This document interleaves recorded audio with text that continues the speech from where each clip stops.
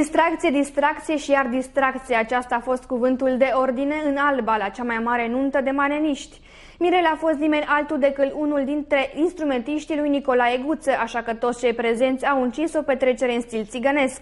Au mâncat copios și le-au urat proaspeților însurăței casă de piatră. Romii din toată țara au venit la Alba Iulia să petreacă alături de proaspeții însurăței și cum drept mire a fost chiar unul dintre instrumentiștii lui Nicolae Guță, toți maneliștii de vas au dorit să participe la cea mai mare nuntă a anului 2010. Pentru cea mai frumoasă viață, pentru Liliana! Pentru toți nașii să ne dea Dumnezeu sănătate! Pentru formația Orchestra Nicolae Guță, puterea se știe! Și pentru toată țigănie din Sebeș, din Alba Iulia, să fii sănătos, să dea Dumnezeu sănătate! Atât mirii cât și nănașii au sosit la cel mai select restaurant din Alba în limuzine de lux. Să te binecuvinteze, mirele și mireasa. Noi ne simțim foarte bine, le dorim sănătate, fericire și la toți nașii care sunt. Foarte mult, foarte mult. Dacă nu suntem noi lângă ei, cum adică? E rău de tot. Noi suntem aici lângă ei și de aia am venit de la 2000 de kilometri din Germania ca să le facem o sărbătorie foarte frumoasă și să ne simțim și noi lângă ei foarte bine. În primul rând, am așteptat 12 ani să fie fratele nostru Godici mire. Le dorim casă de piatră, sănătate, multe bucurii în nou an, 2010 și tot ce își doresc ei. Le urăm la miri casă de piatră, multă sănătate, înțelegere în familie și pe criza asta ori mai pus un tun, ori mai pus încă o casă, în criza asta financiară, ori mai făcut încă un tun. Multă sănătate și să fie tot așa cum îți iei acum, frumos. Și 60, 90, 60.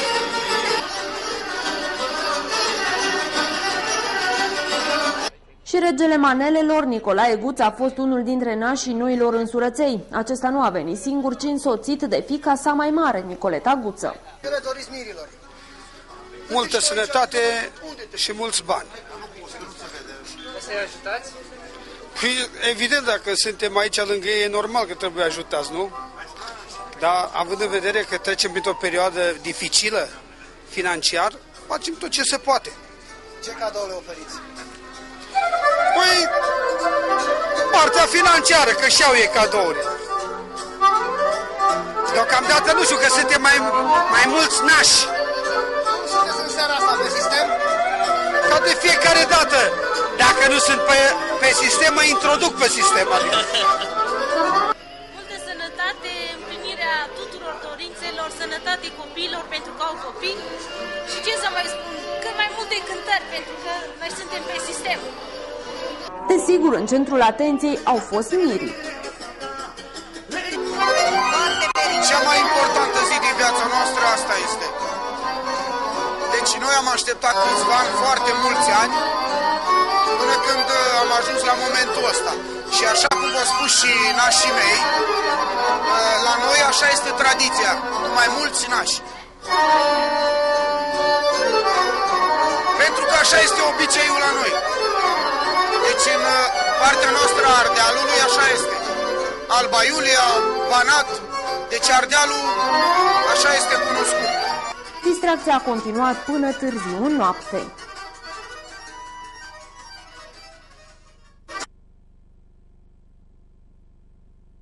Se știe, să fie sănătos, să dea Dumnezeu sănătate.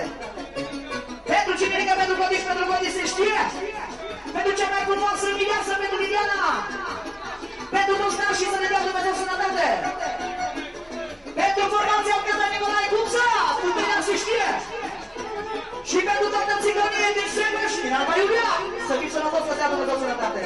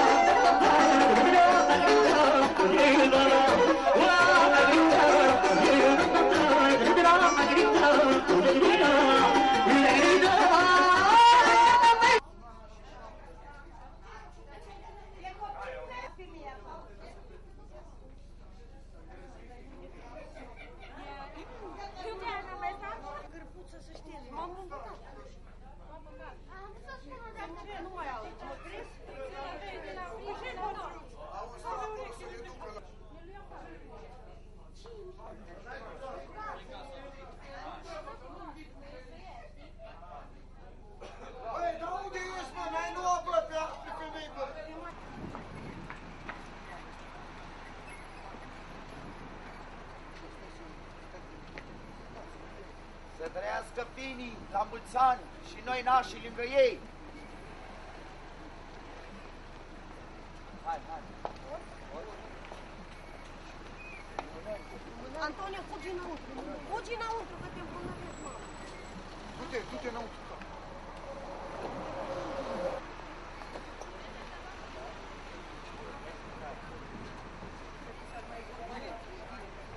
Mami, du-te înăuntru. Băgați-mă înăuntru că îngheți. Hai, dați. Nașii, hai, mă, că îngheți. Da,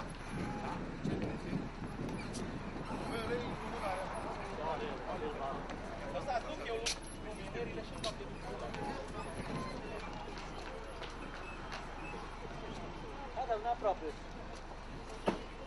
Da. Voi sunteți îngași. Stai, hai guță, tati, că ni frig. Antena, haideți mai aproape, antena. Cine au zis că stăm pe boltă aici afară? Ni frig, tati. Gata. Nelu! Gata! Vă rog, profiți. Hai. Mireasa, haide. Hai să trăiască Mirele și Mireasa. Să trăiască finii noștri, nașii, toți. Hai, Domnul să te binecuvinteze, să binecuvinteze Mirele și Mireasa. Și noi să te spargem și nașii. Da, și gata! Hei, de la Petroșani.